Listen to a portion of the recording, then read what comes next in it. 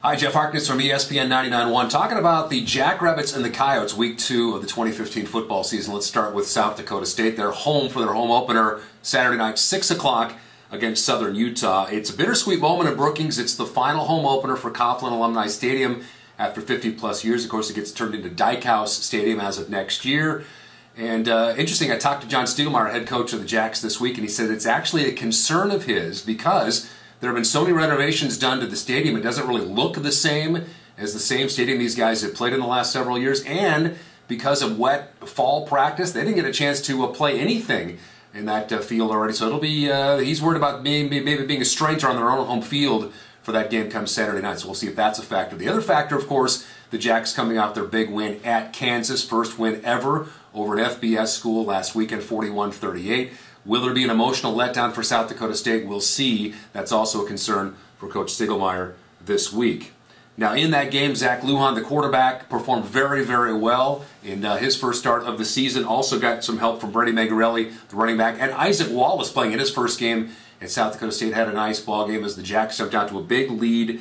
The big key for the offense, no turnovers in that game. In fact, overall for South Dakota State, just 3 penalties in the game. They were plus 50 in terms of yardage on penalties against the Jayhawks. And that one, of course, Jake Wenicky, who broke through as a freshman last year, one of the national players of the week this year of the Sporting News with a big performance at wide receiver. Now, the defense had a very solid first half, limiting Kansas to 17 points, but as Coach Stiegelmeier told me, the defense was very tired in the second half. He didn't think they did a very good job of substituting, and so we'll see if South Dakota State is fresh in the second half of this game against Southern Utah.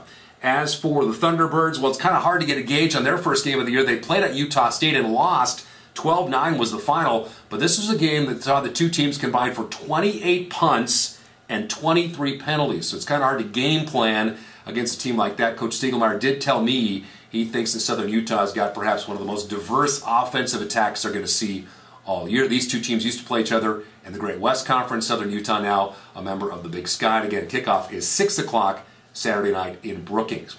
As for the Coyotes, they're on the road once again this week. They'll play another Big Sky school. This will be UC Davis, a team they're very familiar with. This will be the 5th meeting in 7 years between the Coyotes and the Aggies. This one in Northern California with an 8 o'clock kickoff on Saturday night.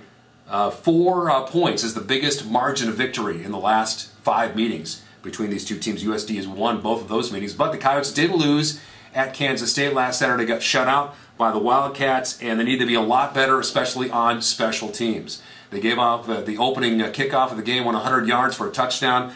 They also gave up more than 50 yards on 3 other punt returns. They fumbled away a punt return of their own, missed 2 field goals, and had just a 13-yard punt at one point. So special teams a real problem for South Dakota in that opening game. They got to shore up that, or it's going to be a long season at USD. Big key for the Coyotes, no major injuries in this game. That's been a major storyline for this team the last several years.